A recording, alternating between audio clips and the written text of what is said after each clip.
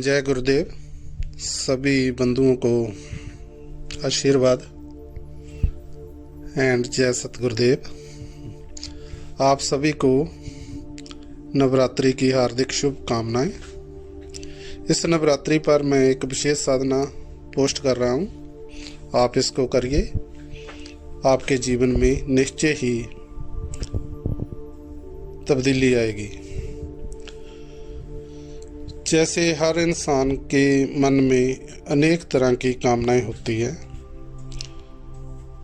वो दिव्य कामना भी हो सकती है, वो आध्यात्मिक कामना भी हो सकती है, वो भौतिक कामना भी हो सकती है। कई लोग चाहते हैं कि उनका बच्चा अच्छे नंबरों से पास हो, लेकिन दुर्भाग्यवश रह जाता है, तो उनकी ये कामना बनी रहती है। इसी तरह किसी को संतान सुख चाहिए तो उसकी ये मनोकामना है। इसी तरह किसी को एग्ज़ाम में सफल होना है, किसी को जीवन में भौतिक रूप में सफलता प्राप्त करनी है, कोई अपनी साधनाओं में सफल होना चाहता है। इसलिए हर इंसान की कोई ना कोई कामना बनी रहती है और इन कामनाओं की पूर्ति इसलिए नहीं हो पाती, इसलिए संघर्ष बना रहता है क्योंकि जीवन में श्री तत्व की कमी रहती है। और शास्त्रों में कहा गया है कि किसी विशेष श्री क्षेत्र में जाकर कामना करने से कामना पूर्ति होती है, क्योंकि जब आप किसी विशेष शक्तिपीठ, किसी विशेष दिव्य स्थान पर जाते हैं तो वहाँ की जो ऊर्जा होती है वो श्री तत्व से परिपूर्ण होती है।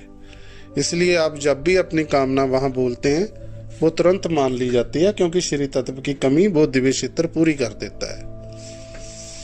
इसी तरह नेपाल में गोरखा जिले में एक सिद्ध शक्ति पीठ है मनोकामना देवी की।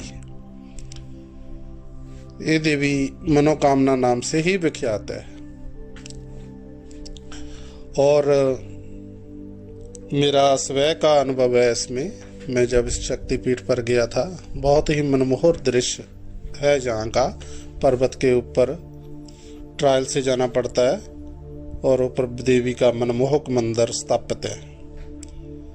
जीवन में कभी भी मौका मिले आप भी इस दिव्य शक्तिपीठ का दर्शन जरूर करना। और वहाँ जाकर रहने की भी व्यवस्था अच्छी है, खाने पीने की भी अच्छी व्यवस्था मिल जाती है। का दर्शन करने से सर्व मनोकामना पूर्ण हो जाती है और वहाँ जो भी इच्छा की जाती है वो पूरी हो जाती है।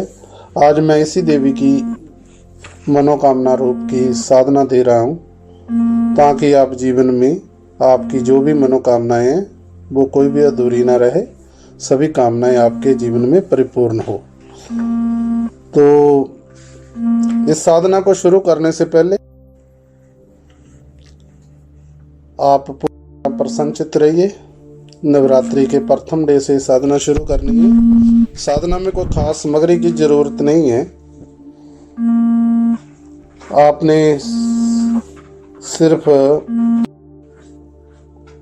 एक हलवा बनाना है कढ़ाई में। हलवा बनाने के बाद आपने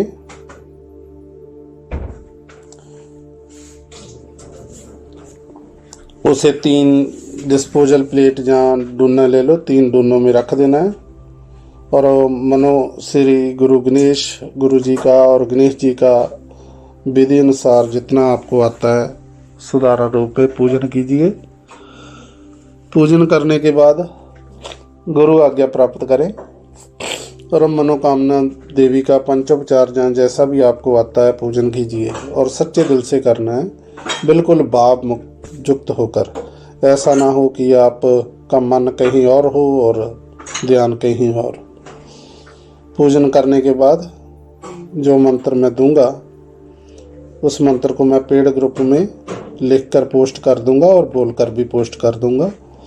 आप उस मंत्र का यथाशक्ति अनुसार 11 माला, जहाँ इससे ज़्यादा जो भी आप जप कर सकते हैं 11 माला अथवा 21 माला अथवा 51 माला, जितना भी आप कर सकते हैं करिए।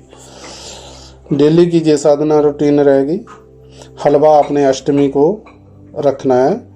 और जब आप पूजन करके उठें अष्टमी की दिन, तो उसमें से एक दूना अपने शवान को डाल देना है भैरव जी के नाम से, एक पंछियों को डाल देना है, और देवी का से अपनी मनोकामना की पूर्ति के लिए प्रार्थना करते हुए एक हिस्सा जो हो वो अपने परिवार में प्रसाद रूप में बांट देना है, जो मनोकामना देवी का प्रसाद रूप में आप सभी ग्रहण करेंगे। तो